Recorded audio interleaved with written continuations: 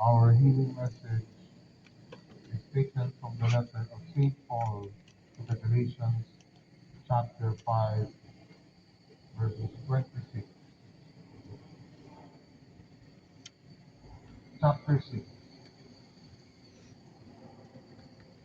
Brothers and sisters, if someone is caught in a sin, you who live by the Spirit should restore that person gently.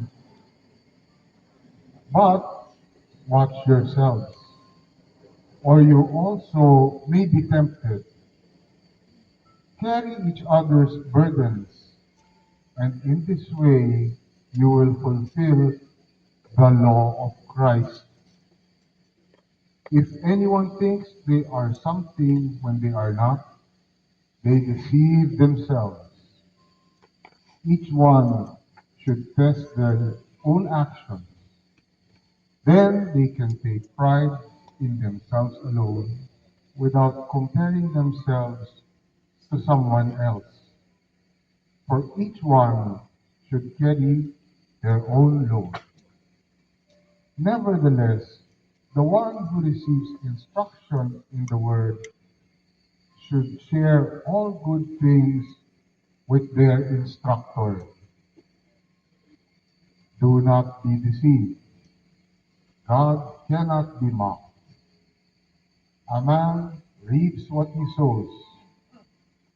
Whoever sows to please their flesh, from the flesh will reap destruction. Whoever sows to please the Spirit, from the Spirit will reap eternal life.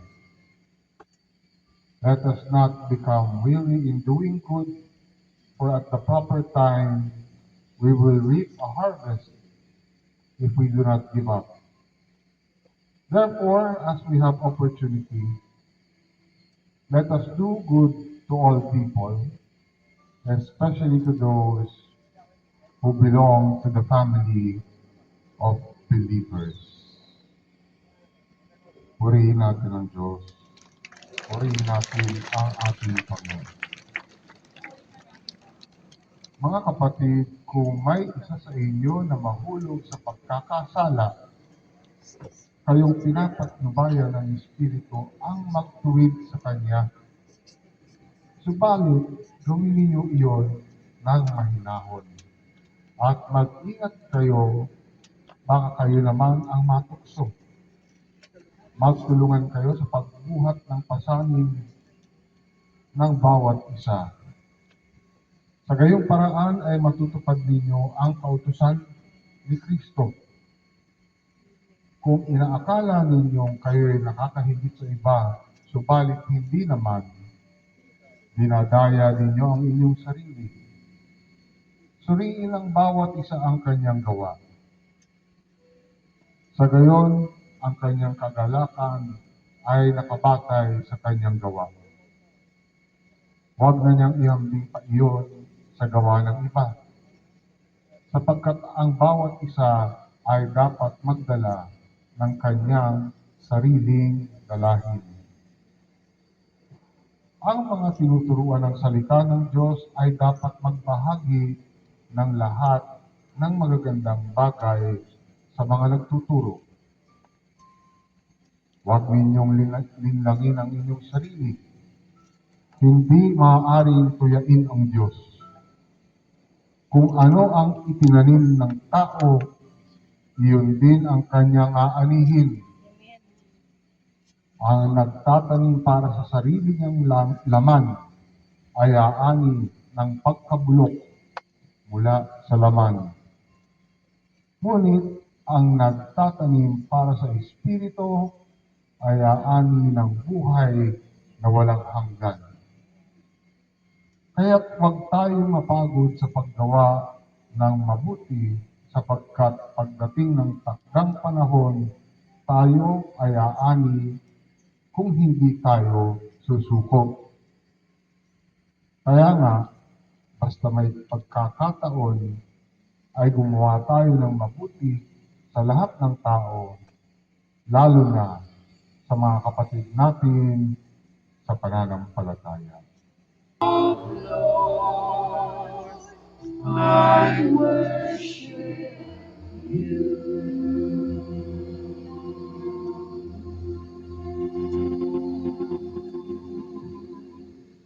Purihin natin ang ating Panginoon.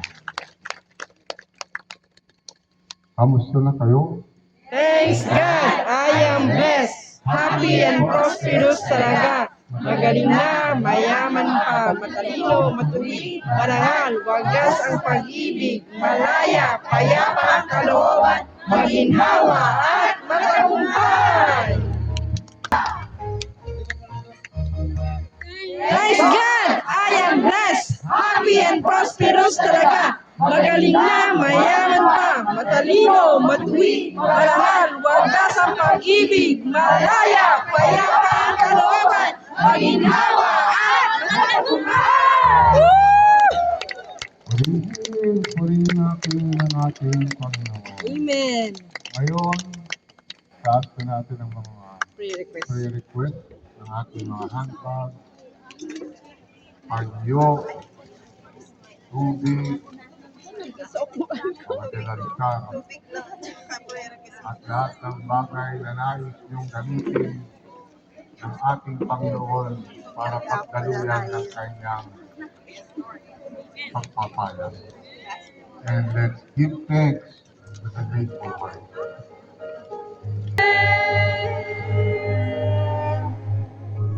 We give thanks.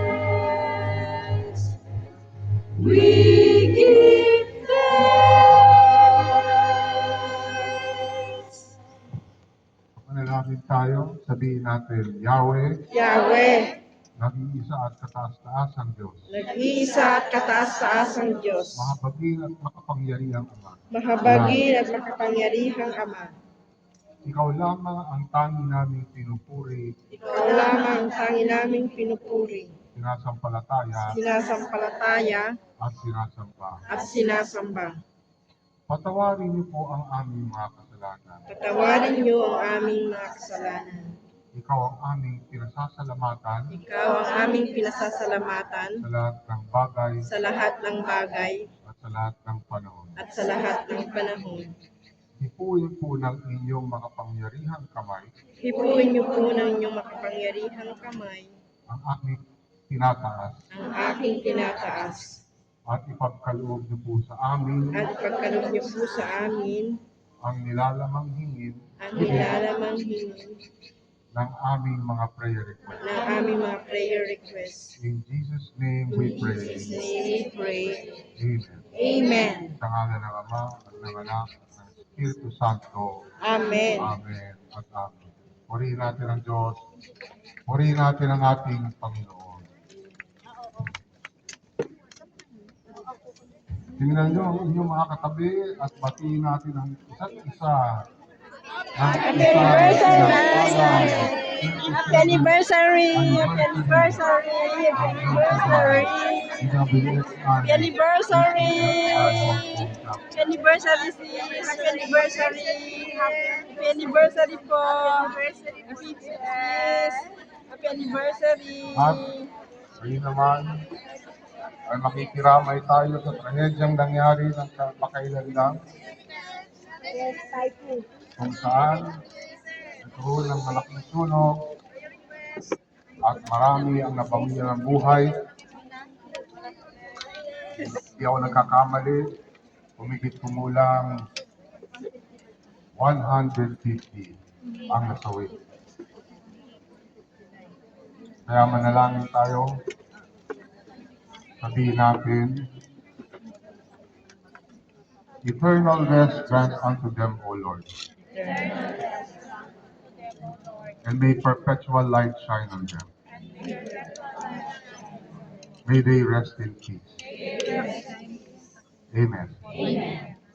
At sa ibang mga nag-survive pero naging biktima ng trahedyang ito, manalangin din tayo para sa kanila. Sabihin natin, Lord, give them the strength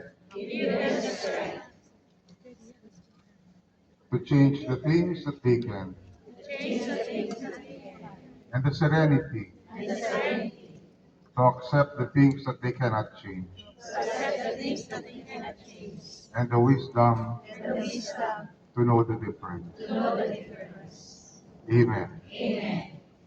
Purihin natin ang Diyos. Purihin natin ang ating Panginoon. Binabati kayo ng ating punong lingkod at si Sister Belen ng isang pinagpalang 37th anniversary.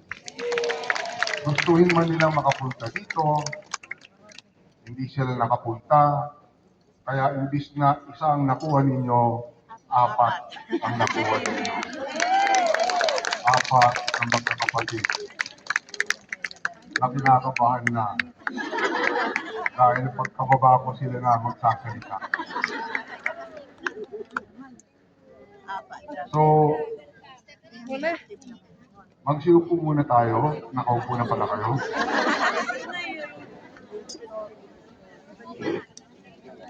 Our healing text message